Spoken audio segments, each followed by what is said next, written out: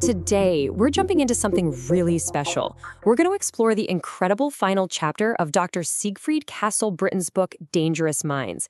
It's all about this profound idea that our deepest wounds, the things that break us, can actually be transformed into a source of hope, not in spite of the darkness, but because of it. This one sentence from Dr. Britton, it's everything. It really captures the heart of his entire work. It's not about pretending pain doesn't exist or trying to forget the past. It's about turning to face it without fear. And that idea, that a wound can literally become the seed of hope, that's the journey we're going on today. So, okay, how does something like that even happen in the real world? Well, Dr. Britton, he doesn't just start with a bunch of abstract theories. He takes us right into a community hall in Medellin, a city that knows all too well about deep wounds and is now, somehow, finding a way to heal. Just try to picture this scene. A young woman is reading a letter aloud. The person she's reading it to? The man who killed her brother. Now, you'd expect her voice to be shaking with rage, with a need for revenge, right? But Dr. Britton noticed something completely different. Her voice was trembling, yeah, but not from hatred. It was from dignity. Something inside her had completely shifted. And here's the key. She had this incredible moment of clarity. She realized that holding on to all that resentment wasn't hurting her brother's killer, it was hurting her. It was keeping her locked in this prison of pain. So by letting go of that hatred, she wasn't saying what he did was okay. No way. She was setting herself free. And that act of freeing herself, well, that leads us to a whole new way of looking at hope. The kind of hope Dr. Britton talks about isn't some passive, fingers-crossed wishful thinking. It's active. It's conscious. It's courageous. It's seen things with total clarity. You can really see the difference here. So often, we think of hope as just trying to forget, denying what happened, just waiting silently for things to get better. But true hope, the kind Dr. Britton describes, is the complete opposite. It's lucidity, seeing things as they are. It's consciously integrating the past into your story, not erasing it. And it's actively building a new future with full awareness of everything you've been through. There's actually a psychological term for this process, resignification of trauma. It sounds complex, but it's this amazing human ability to take a horrible memory, something that could have destroyed you, and turn it into a starting point. It's a moral point of departure. The wound is still there, you never forget it, but its meaning changes. It goes from being just a source of pain to a source of purpose. And this quote from one of the ex-offenders in Dr. Britton's research, wow, it just stops you in your tracks, doesn't it? It's such a powerful reminder that hope isn't for the people who've had it easy. It's not for those who've never fallen.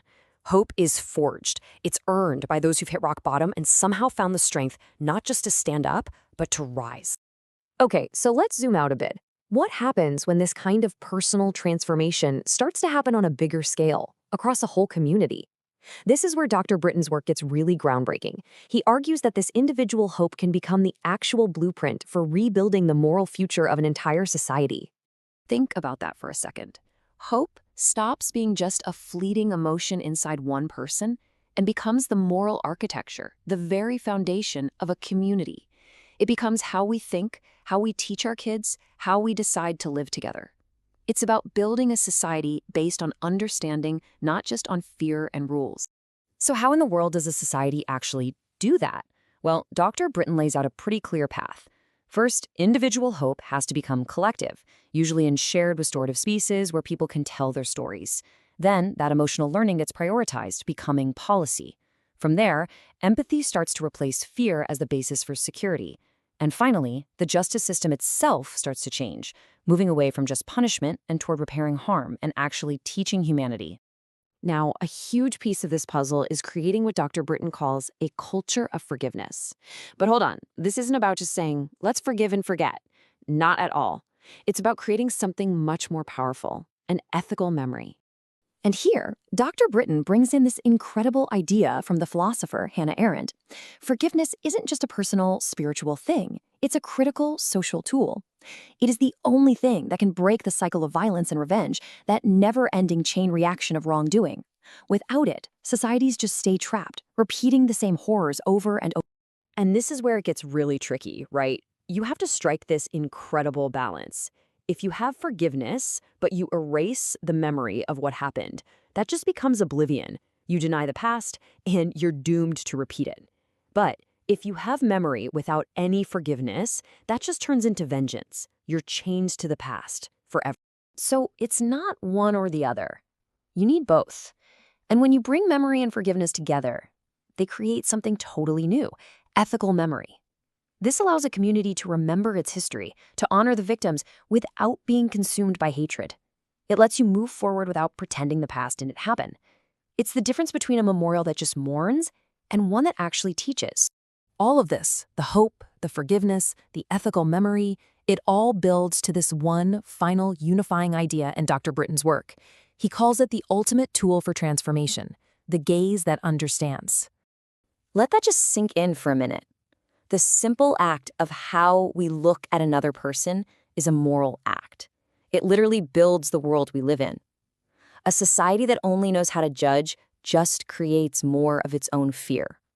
But a society that chooses to try and understand, that's a society that can actually evolve.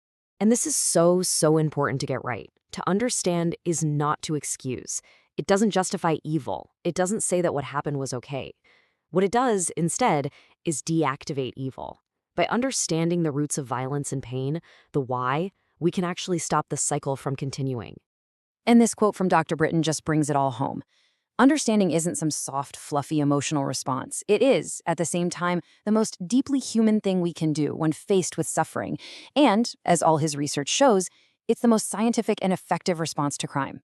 It's where the heart and the head meet. You know, when you finish reading Dangerous Minds, you realize it's a profoundly hopeful book. Dr. Britton takes us to some of the darkest places in the human soul, but the final message is crystal clear. Darkness, pain, guilt, they never, ever get the final word. The human capacity to learn, to grow, and to repair is always there, waiting. So we're left with this question, not for a society, but for each of us. If even the deepest wounds can become a source of hope, then how can we start to cultivate that gaze, that powerful, transformative way of understanding in our own lives, with our families and our communities? To really dive into this, I truly can't recommend Dr. Britton's book, Dangerous Minds, enough. It's a journey, and it's one that will absolutely stay with you. Thanks so much for joining me for this explainer.